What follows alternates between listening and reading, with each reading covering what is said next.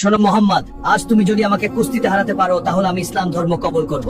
মক্কার যুগে এক শক্তিশালী পালোয়ান ছিল, নাম ছিল রুকানা ইবনে আবু ইয়াজিদ। আরব জুড়ে তার শক্তির খ্যাতি ছড়িয়েছিল, বলা হতো সে কখনোই কারো কাছে হারেনি। অহংকারই ছিল তার স্বভাব। সে সময় হযরত মুহাম্মদ সাল্লাল্লাহু আলাইহি ওয়াসাল্লাম মানুষকে আল্লাহ তাআলার বাণী পৌঁছে দিচ্ছিলেন, ন্যায়, সত্য ও মানবতার শিক্ষা দিচ্ছিলেন, কিন্তু রুকানা এসব উপহাস করত। এরপর একদিন নবীজি তাকে ঈমানের দাওয়াত দিলে রুকানা ঠাট্টা করে বলল, আপনি যদি সত্যিই নবী হয়ে থাকেন তাহলে আমার সঙ্গে কুস্তি লড়েন, যদি আমাকে হারাতে পারেন তাহলে আপনার কথা ভাববো। তখন রাসূল সাল্লাল্লাহু আলাইহি ওয়াসাল্লাম বললেন, যদি এতে তুমি সত্যের দিকে ফিরে আসো তাহলে আমি প্রস্তুত। লোকেরা জড়ো হলো, প্রতিযোগিতা শুরু হলো। এরপর প্রথম ধাক্কাতেই নবীজি তেমন কষ্ট ছাড়াই রুকানাকে মাটিতে ফেলে দিল। তখন সে উঠে দাঁড়ালো, আবার চ্যালেঞ্জ করলো। দ্বিতীয়বার আবারও মাটিতে, তৃতীয়বার আবারও মাটিতে পড়ে তার চোখের আগুন নিভে গেল। তখন সে বুঝে নিল এটা শুধু শারীরিক শক্তি নয়, এর পিছনে রয়েছে আল্লাহ তাআলার সাহায্য এবং সত্য।